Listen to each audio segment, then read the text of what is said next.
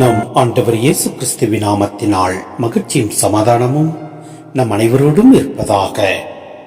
மத்தேயு 13:24-30 முடிய இயேசு அவர்களுக்கு எடுத்துரைத்த வேறு ஒரு ஓமை விண்ணரசை பின்வரும் நிகழ்ச்சிக்கு ஒப்பிடலாம். ஒருவர் தம் வயலில் நல்ல விதைகளை விதைத்தார்.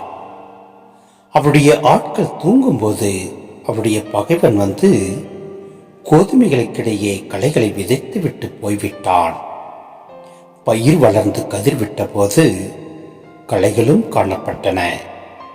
நிலக்கிழாருடைய பணியாளர்கள் அவரிடம் வந்து, ஐயா, நீர் உமது வயலில் நல்ல விதைகளை அல்லவா விதைத்தீர், அதில் களைகள் காணப்படுவது எப்படி என்று கேட்டார்கள். அதற்கு அவர், இது பகைவனுடைய வேலை என்றார். உடனே பணியாளர்கள் அவரிடம், நாங்கள் போய் அவற்றை பறித்து கொண்டு வரலாமா, உன் விருப்பம் என்ன என்று கேட்டார்கள். அவர், வேண்டாம், களைகளை பறிக்கும் போது அவற்றோடு சேர்த்து கோதுமையையும் நீங்கள் பிடுங்கிவிடக்கூடும். அறுவடை வரை இரண்டையும் வளர விடுங்கள்.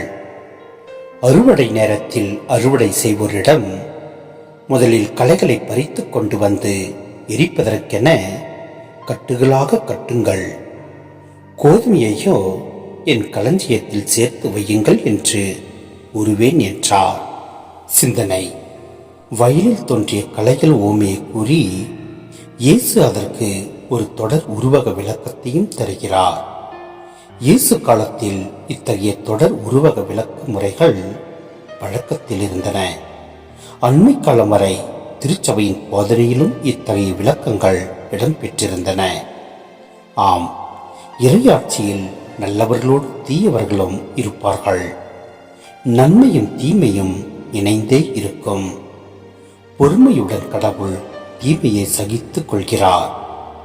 நல்லவரின் நன்மைத்தனம் சிறக்க தீமையும் ஒரு கருவியாக பயன்படுத்தப்படலாம்.